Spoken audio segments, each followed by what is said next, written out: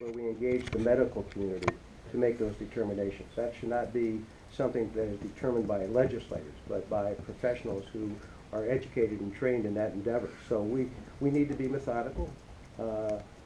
When the legislation will be forthcoming and when it will be passed, we can't predict right now, but we are, from what the speaker is saying, committed to a process where we're going to look at this in a way that will get good expert advice on how we should proceed as a legislature. Once we get that advice, then we'll know what we need to do as far as legislation is concerned. Is it realistic to think that you can complete that kind of measured process during this General Assembly? Well, as the speaker said, there are already clinical trials underway, so we can see what we can do to pull information from those, confer with those who are conducting those trials, and see if we need to do any parallel trials. So first and foremost, let's take a look at what's already underway right now and see if that will give us the empirical data we need to move forward with legislation. And once we make that determination, then we can decide how we'll proceed from there. I've asked Representative Scheuring to be here because I've asked him to kind of help me head this up and kind of organize all this together in one swoop that we continue to go forward. But look, we've got a lot of time still left in this General Assembly. We got a year and 2 months, and so I think there's, as you can see, there's a lot of things that we still can accomplish. There's a lot of, but at the same moment, there's a lot of things that we need to do to make sure we get it right. Same issue with House Bill 2. I bring up, I think people by now know that I am all about process in the House. I'm about making sure we take time to get things right. That's what we're going to do and focus on with this. There's parts that we still need to sit down with a lot of folks that have been already entrenched in dealing with this to get the expert advice as we continue. Part of that process is we do need to get some kind of bill started, the pilot program, so that we can allow for that process to occur in public discourse through the committee process, and that's what we're looking to start and allow to have happen. So does your caucus support medical marijuana, the concept of it? I mean, is this something that there's support for providing it for medicinal purposes? I don't think we'd be talking about this if there wasn't support from not only our caucus, but from support on the other side of the aisle. I mean, this is something that we'll continue to have a conversation on. Now, the route and the measured approach to how we get there is going to be important, and talking to both caucuses is important through that entire equation. How much time do you think the kind of methodical process you're describing at the FDA would take to isolate the therapeutic compounds of marijuana? I can't, you know what, I gave up a long time ago trying to predict what happens on the federal government level on certain things, but all I can tell you is we're going to make every effort here in an expedited way with a measured approach to start a very sincere process here of helping a lot of these families that look to medical marijuana, but we want to make sure we do it the right way. Have you reached out to the people who are proposing a ballot issue on medical marijuana only, possibly for 2016, asking them to hold off on it to give you a chance to do this? I'm not going to, look, we're happy to sit down with any interested parties, and we definitely will take an ability to sit down with them and talk with them about it. I haven't, we just resulted yesterday in a very clear, in my opinion, overwhelming decision by the citizens of the state of Ohio, and so now we're going to continue to do our process as a legislature to move forward in a way that we think is, again, I keep saying it, but a measured approach to moving towards what it looks like for Ohio for medical marijuana purposes. Part of that measured approach is engaging the interested parties. So we always do that, and that's what we'll do.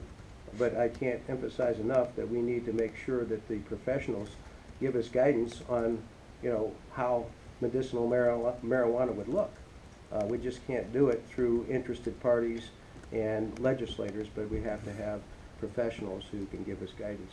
When you say medical professionals, you mean just within the state of Ohio, or are you going to look to other states, considering that 23 states have medical marijuana programs already? Well, look, guys, it's a legislative process, and any process that we want to hear from anybody and everybody that's dealing with this situation, so that we again get in our opinion, the best possible movement forward on this for the state of Ohio.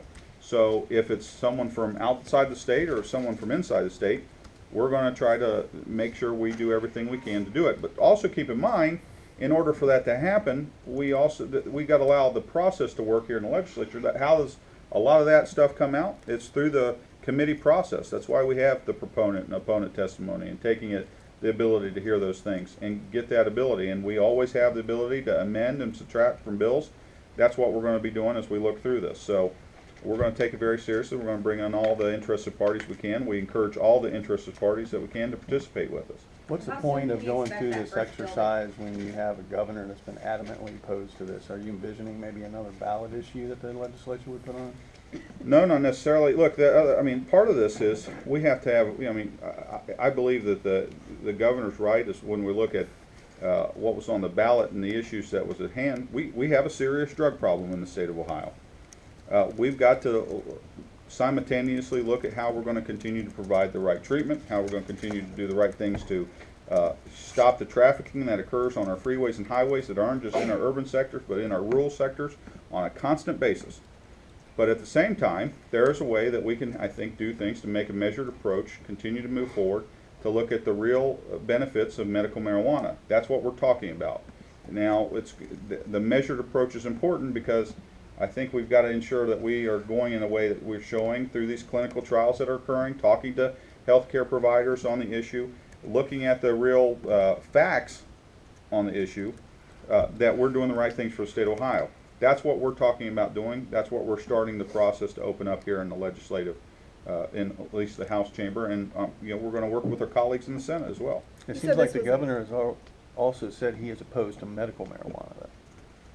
I can't speak to the governor's comment on. I've not heard or seen his comment directly on medical marijuana, so I can't comment on it specifically. You said that this has been an issue that's been kicking around for a while, it's not new, so what has changed in the sense to get some movement on this? I mean, did issue 3 bring this to the forefront? I mean, did you guys see any kind of writing on the wall, like you're gonna have to take this up, or? No, again, look, issue 3 brought this forward. Sure, there's more conversation about now than ever before, but again, I remind you, House Bill 33 was introduced well before any of this really started taking serious root, before they even probably started some of the first petitions. Representative Rutherford talked about this at the end of the 130th General Assembly. There's been members that talked about this all the way back to the 129th General Assembly.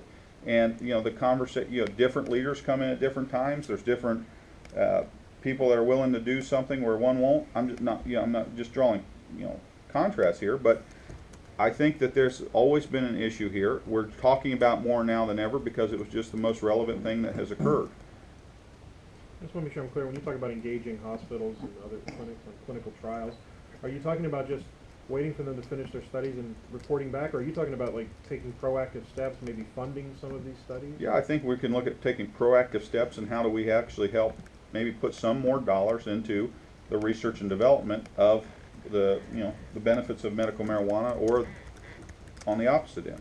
Those are some of the thoughts we're trying to crystallize right now, but it could be both. I mean, a case is going to still have to be proven to the General Assembly that this is something that really helps families, and we want to do the best thing that we can. So, in order to start that, I'm committed, and we're engaged in making sure that the process gets started, and we start that in a more earnest way.